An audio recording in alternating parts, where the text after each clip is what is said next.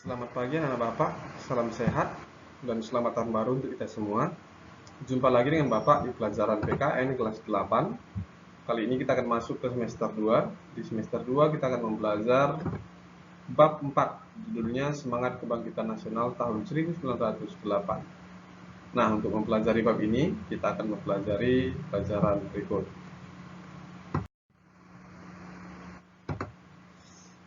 Untuk mempelajari semangat kebangkitan nasional, kita harus mengetahui pertama kondisi bangsa Indonesia sebelum tahun 1908. Nah, sebelum tahun 1908, dahulunya negara kita itu dikenal dengan istilah Nusantara. Nah, Nusantara itu nama yang diberikan kepada Indonesia sebelum negara kita itu merdeka ataupun sebelum berbentuk sebuah negara.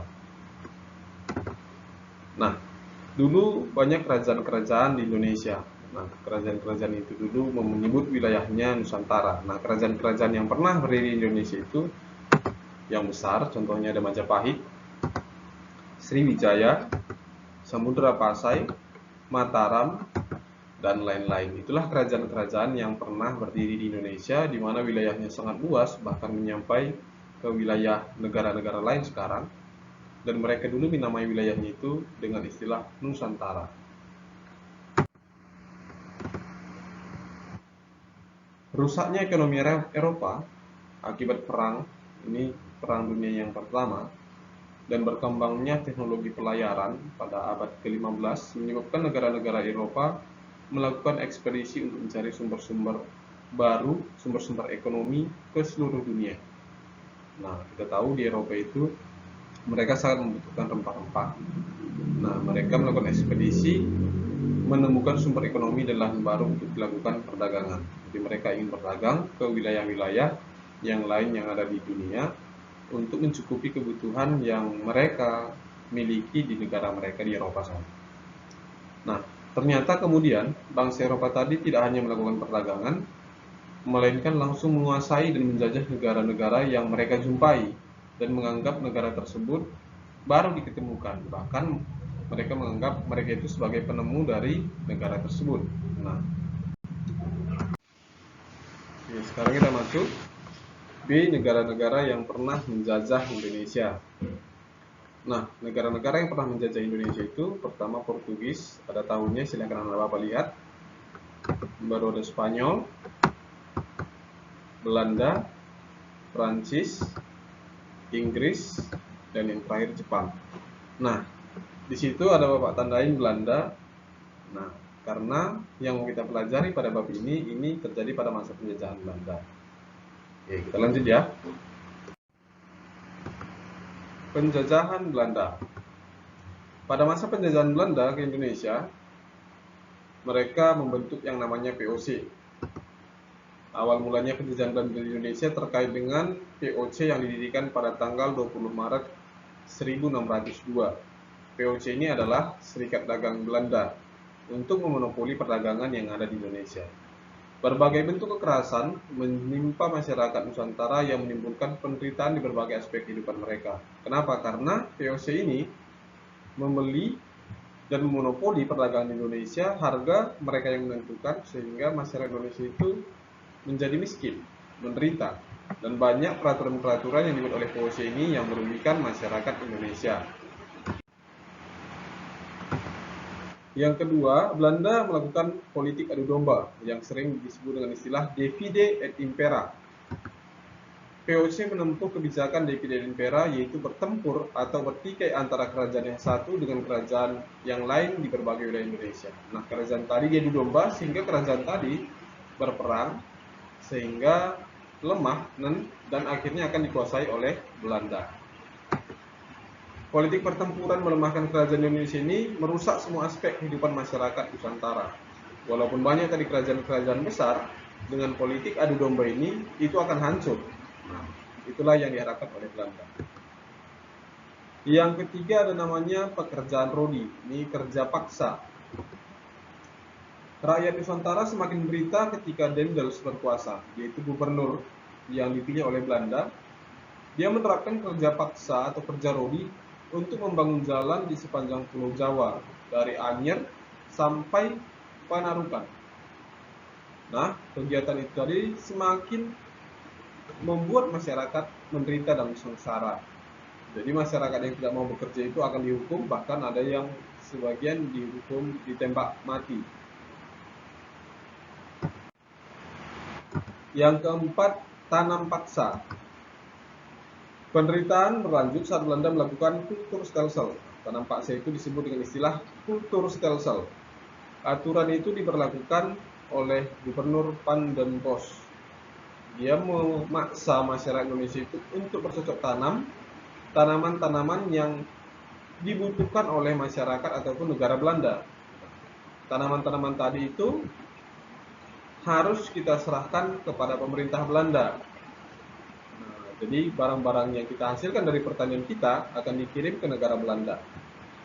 Akibat dari tanam paksa ini, kekayaan yang ada di negara kita itu diambil. Dulu misalnya tembakau, karet, batu bara diambil semua dari masyarakat Indonesia, dikirim ke Belanda, sehingga Belanda itu semakin kaya, masyarakat Indonesia itu menjadi miskin. Itulah namanya tanam paksa.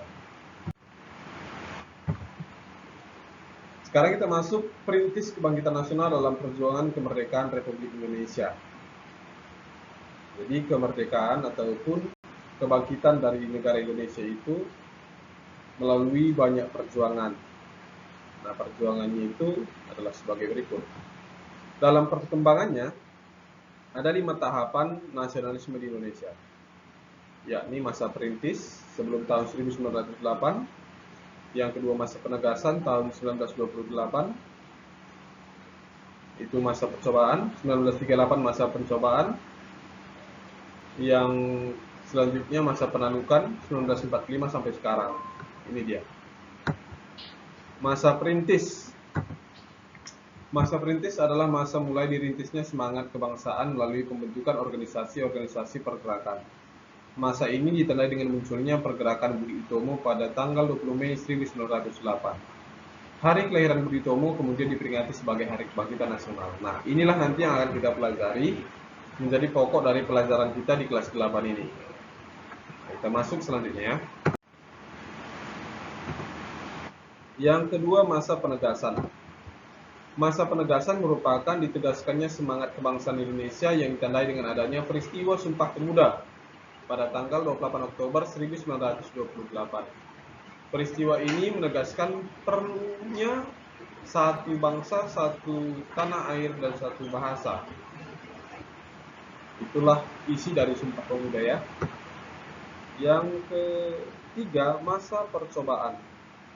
Masa percobaan itu dilihat melalui organisasi pergerakan. Bangsa Indonesia mencoba meminta kemerdekaan dari Belanda. Organisasi-organisasi pergerakan yang tergabung dalam GAPI atau Gabungan Politik Indonesia tahun 1938 mengusulkan Indonesia itu berparlemen. Tetapi perjuangan menuntut Indonesia merdeka tersebut belum berhasil. Tahap yang keempat disebut masa pendobrak. Semangat dan gerakan nasionalisme Indonesia pada masa ini telah berhasil mendobrak belenggu penjajahan Belanda dan menghasilkan kemerdekaan yang diproklamasikan pada tanggal 17 Agustus 1945. Sejak saat itu, bangsa Indonesia menjadi bangsa merdeka, bebas, dan sederajat dengan bangsa lain di dunia. Nasionalisme telah mendasari pembentukan negara kebangsaan Indonesia yang modern. Nah, masa pendobrak. Yang kelima, masa pelaksana. Setelah bangsa Indonesia mampu merebut kemerdekaan pada tanggal 17 Agustus 1945, selanjutnya adalah mengisi dan mempertahankan kemerdekaan. Dalam masa ini, bangsa Indonesia pun berjuang membebaskan diri dari berbagai bentuk keterbelakangan dan ketertinggalan dalam berbagai bidang. Karena pada masa penjajahan Belanda ini, kita dimiskinkan, dibodohkan, tidak diizinkan sekolah.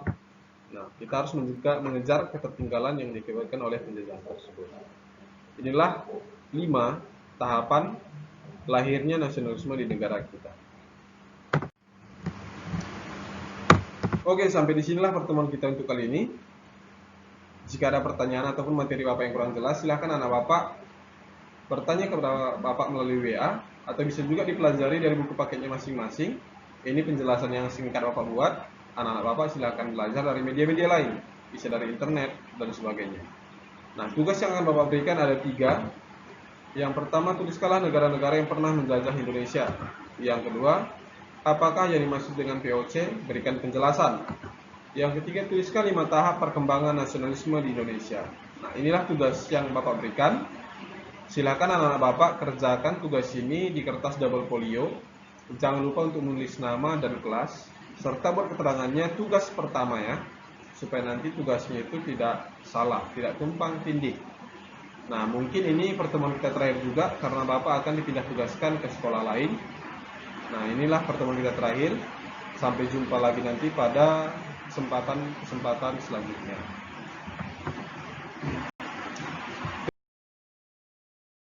Terima kasih atas perhatian anak Bapak semua. Bapak ucapkan terima kasih karena sudah mendengarkan penjelasan dan mau mengerjakan tugas Bapak. Salam sehat dan tetap semangat. Sampai jumpa pada pertemuan selanjutnya. Terima kasih.